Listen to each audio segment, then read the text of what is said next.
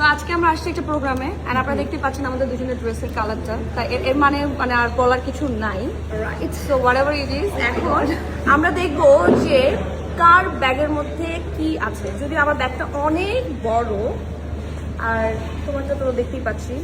whatever so ফার্স্টে তোমারটা আমি আনবক্স করি আনবক্স ওকে ব্যাগ আনবক্স করো ওকে বাট ঠিক আছে আমার ব্যাগের মধ্যে কিছুই নাই আর কি হ্যাঁ আচ্ছা মেয়ে অথচ ব্যাগের মধ্যে কিছু নাই আই হ্যাভ মানে কি বলে কম্প্যাক্ট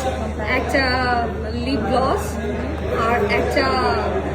এইটাকে কি বলে একটা আইশ্যাডো প্যালেট আর একটা ব্রাশ আর একটা কিছু একটা আর কি এই দুটোই আর কিছু নাই আমার মনে হয় কি ব্যাগ না এটা হচ্ছে যে মেকআপের জন্য আমরা ইউজ করি না যে সবকিছু থাকে মেকআপের জন্য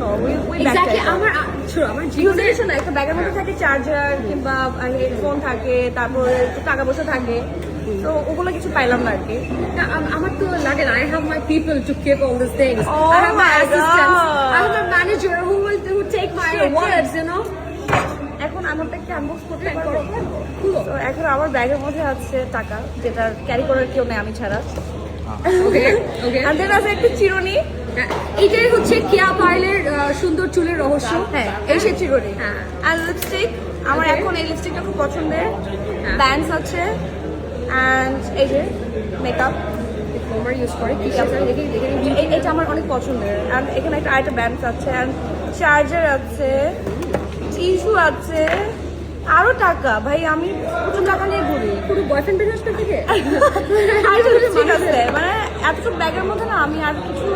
রাখার স্পেস পাচ্ছিলাম না এই কারণে এই কয়টা জিনিস নিয়ে আসছে তো গাইস আপনারা বলেন যে কার ব্যাগের জিনিস দেখে আপনাদের বেশি ভালো লেগেছে মানে বেসিক্যালি এটা আসলে আমার ড্রেসের প্যান্টের সাথে ম্যাচ হয় তাই আনছি it has nothing to do with this আমারটাও তো ব্রো